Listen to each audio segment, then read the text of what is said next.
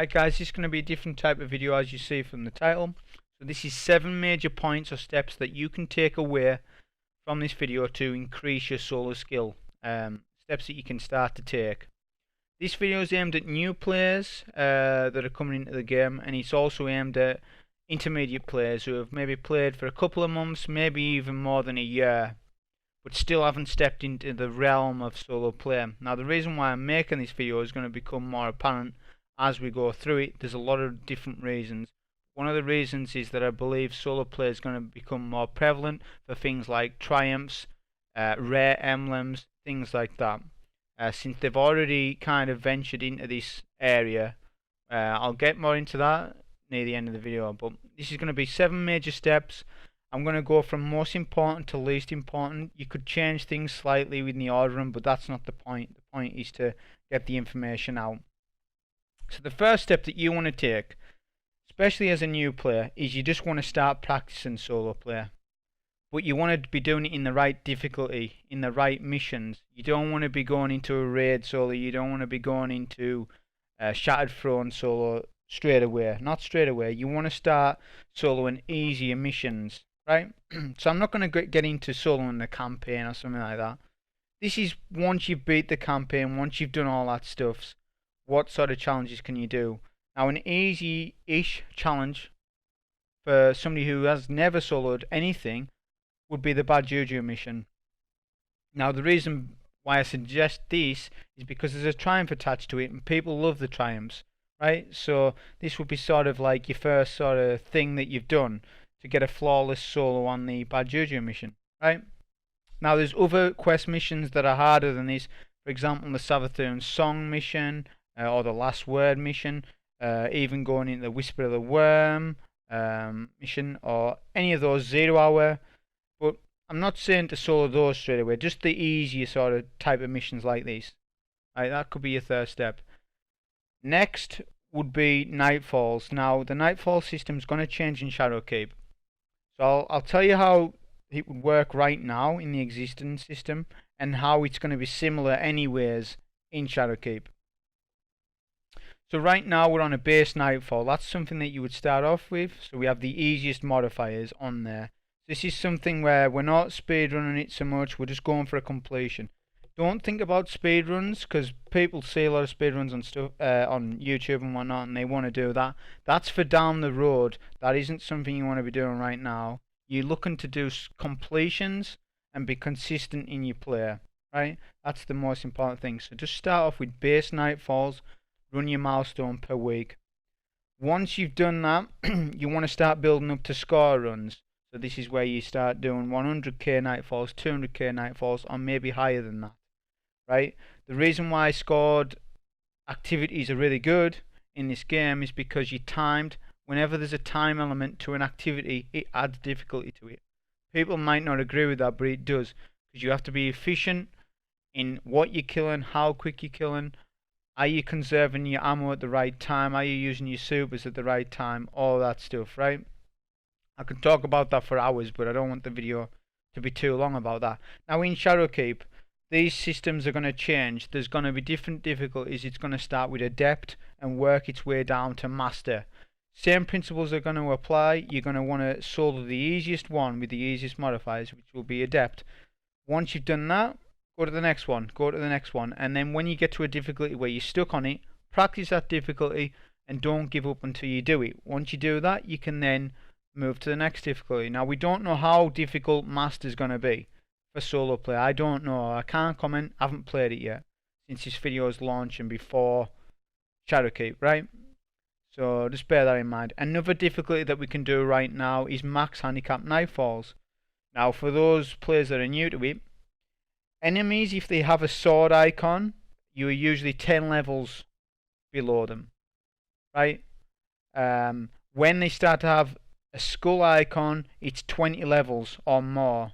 So in a max handicap Nightfall, you can be 49 levels below. The higher the power handicap, the higher the sort of AI of the enemy, which I'll get more into that as well later on. So that's the first step I would say that you should take.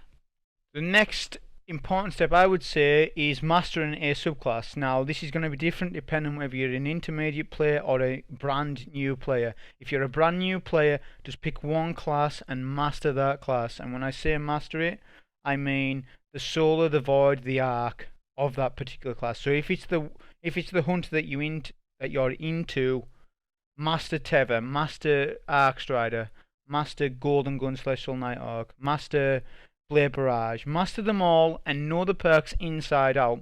Once you've done that, you want to then start going on to the next, on to the Titan. Don't stay on the hunter. Do not stay on the hunter forever and, for a long time, since that will hold you back as a solo player, right? Now it's okay if you've played Destiny for 5 years and you know all the characters. Some people just main a hunter or a warlock. That's fine. But as a new player, if you're only playing one class, you're technically only playing 33% of the game. That's how I've always thought of it ever since Destiny 1. So always want to play all 3 classes. Don't go all fanboy on one class and say, oh, I'm only playing this class. That's going to hold you back, especially for sort of solo challenges or solo play that you want to do. Sometimes you just might be more effective with a Titan. Sometimes it might be a Warlock that suits you better. It also betters you as a solo player. It will hold you back if you main only one class. Now I understand people don't have all the time in the world.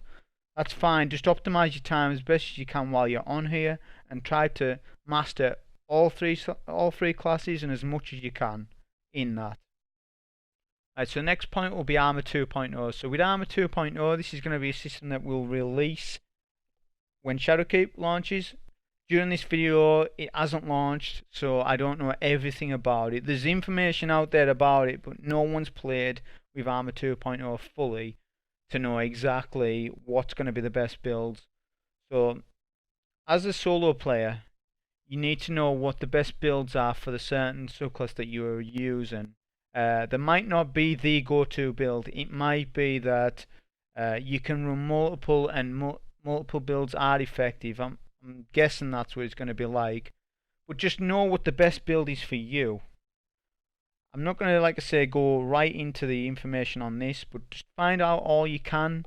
Especially on YouTube, there's going to be a bunch of videos on there. But what I will say is for solo player, the armor does not carry you to get a challenge. The armor does not make the player. The armor is just an icing on the top. A build is only icing on the top, especially for solo player. What's more valuable to you as a solo player is having that practice and experience behind you and the knowledge of the activity and the enemies that you're facing. That's more important than any armor, but do take note of the armor and what's going to be powerful in Shadowkeep. The next step's going to be about, this is what I was just mentioned there, the activity knowledge. So the knowledge of the activity that you're doing. So positioning, this is more for intermediate players, so it's about how you position yourself in a certain activity. Now, the clip you're seeing here is of Shattered Throne. The reason why I brought this one up first is because when Shattered Throne first came out, it was the first activity, to my mind, that offered an emblem that you got for soloing it. So all of a sudden, solo play was like, wow, it's actually worth doing. Like, before this, people used to solo stuff just for YouTube, just to put it up on YouTube, or just for their own satisfaction. But now Bungie are actually acknowledging that people want to solo stuff. An interesting thing that I saw on their stream, for how they designed Shattered Throne, it's actually made for a solo player, not for a fire team. It's made for a solo player first, fire team second. Now there's going to be a new dungeon coming out in October, right? And that's going to be, there's going to be challenges for solo in that, and an emblem more than likely, and triumphs attached to it. I can't see why there won't be, because they got good feedback from this one. So this is one of the main points to why I'm making a video like this, because a lot of people who are playing in teams, when a new dungeon comes out, they're kind of not prepared for it. They're like, well, how do I do this? So then they see on YouTube somebody's done it week 1, day 1. They've done the Shattered Throne solo day 1. I'm like, well, how has he done it? I'll tell you how they've done it. They've been practicing their solo play for months and years on end. So they've got years of practice behind them. It doesn't matter that they don't know the mechanics. They'll soon work out the mechanics in no time. It's not that, it's the background that they've got, right? So that's why I'm saying start practicing your solo playing now so you're ahead of most people, right? So the next sort of thing, like I touched on earlier, was positioning in certain activities. When you solo, of course, you've got no one to rely on, so you need your positioning to be really good. A good example is the Whisper of the Worm mission. Right? Obviously, it's a time mission. A good example was at the boss. Whisper of the Worm was the go-to weapon at the time. This was the one. This was the version before he got nerfed. But it was always a good strat to stay back, to snipe all the bosses. It was pretty much the best way to solo it. You know, there's been different ways since then. I could probably make a video on this by itself, just talking about how the AI within this game act differently when you're solo compared to a fireteam run. They act differently, and it's a big deal, especially when you get in your timed activities like 0 hour, that mission, or any sort of maybe a high handicap nightfall, or even a raid challenge. Knowing the spawns of enemies, knowing how they react to where you stand, because where you stand on the map, you get a reaction from enemies, right? So just learn enemies, learn their spawns, and learn what the bosses do in your activity. So having that awareness of what's going to happen before it happens, and that's a skill you're not just gonna get. You're gonna build that over time through your practice, right? The next sort of point is for the next level of player that is kind of, they've got everything in the game. They're kind of bored at this point. Destiny's maybe dry. What do they start doing? They start going into raids and then doing solo challenges. It might be even 2-mans or 3-mans. A lot of people are into that, which that's good as well. If you start getting into these sort of activities where you really are pushing yourself, know what you're getting into, fully research the run, know exactly what subclass you need to do, what weapons you need, so that you can go in there and then start practicing it. Either that, or if you're wanting to do something no one's done before, then that's the next sort of level where you're like, well, actually, no one's done this raid challenge with this loadout, or what have you. Now, this is going to change over time. Shadowkeep's going to bring out a new raid. There might be an opportunity to solo something within it. Right now, we've got likes of Solo Argos, Solo SOS, the entrance, Leviathan, Castellum, the entrance on that. There's other challenges. I'm not going to get too much into them, but there is quite a couple available if someone was wanting to get into the raid challenge sort of activities, right? But that's just if you're into it. You don't need to go into this realm. There is other avenues that you can go down, like speedrunning, which I'll talk about at the end. So that's that point. So next up, we're going to have weapons. Okay, weapons and exotic synergies with your subclass. So this is about mastering all the exotics that you have, knowing what they do, and especially the ones that are within the PVE meta, right? So any exotics that are within the PVE meta, know what they do. This is more to new players. The intermediate players are going to know what all the exotics do, right? But even the little niche exotics that you wouldn't think are good can sometimes be used in a good way, right? But the main point of this is just know all the exotic synergies. For example, Hunter with Ophidius Spath, double thrown knives. Warlock with Nezaric's Sin with Void ability energy regen. Tyrant with Insurmountable Skull for, or what have you, or Symphoceps. A load of different exotic synergies. So it's all about knowing what exotics are good for your subclass that you've chose, right? So be researching those and experiment with what works for you. Next up is going to be weapons. So this again is more towards new players. Is to try to master every weapon type in the game. So this includes primaries. I am aware new players lean towards auto rifles and fusion rifles since they're easier weapons to use. That's fine, go ahead. Lean towards those, use them. But once you've mastered them, don't stay with them on. Do not just keep using them. Start using hand cannons. Use hand cannons until you get good with them. They're a higher skilled weapon. Scout rifles, start using them. We might have a good scout rifle meta coming up, who knows. Same goes for special weapons. So sniper rifles, if you're not good with sniping, get good with sniping, because sniping's going to become a meta in Shadowkeep because of the nerf of learner faction boots. Same with shotguns. If you haven't shotgunned in a first person shooter, start using a shotgun. Get used to the movement of Destiny. That's the beauty of a shotgun, is it makes you use the movement. Within Destiny, you've got to engage your target, whereas a fusion rifle, you're just sitting there charging a shot.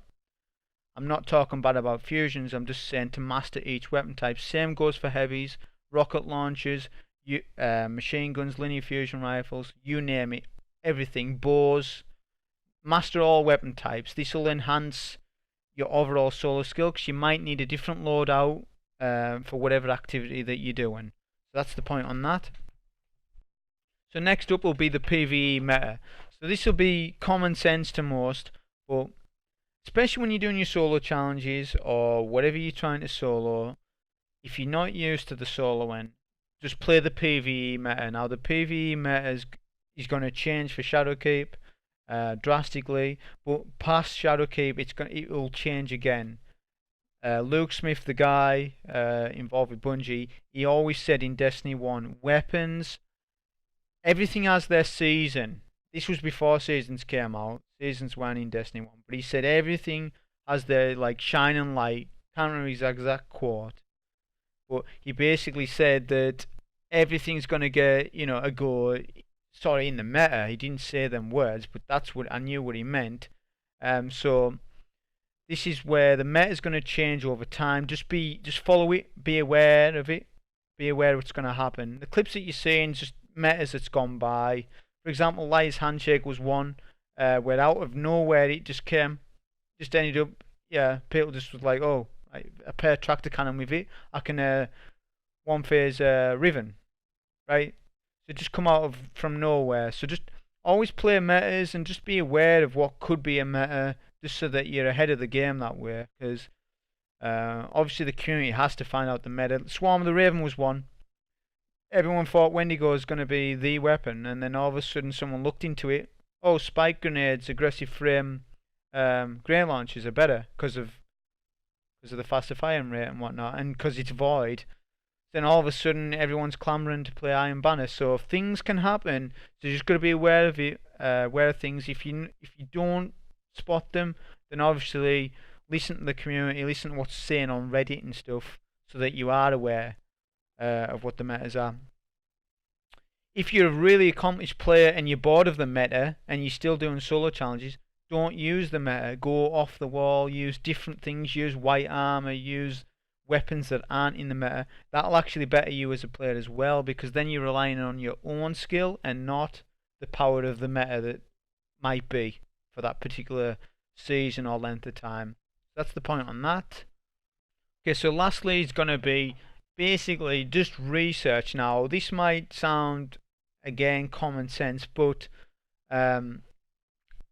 some players, they just watch one guy. They'll just watch one guy on YouTube and they won't watch anyone else, and they'll watch them do runs and they'll think that they're a god or something, or they love them, which is nice, man. Look, people, it's good that the Destiny community is really good to people, whether it be on YouTube, whether it be on Twitch.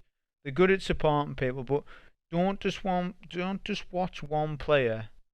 Take points from multiple players. Take things that they do.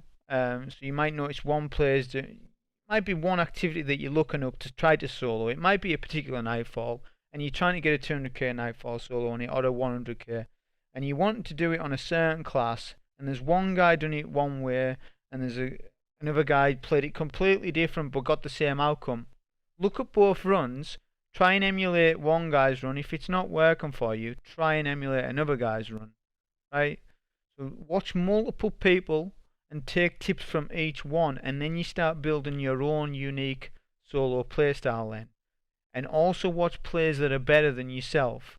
Don't, even when you start doing hard solo stuff, when you're doing really, really hard stuff, don't think you're the best player. Never think that. Always think there's someone better, but that's not the point. The point is that there's someone better out there that you can learn from and analyze to better yourself.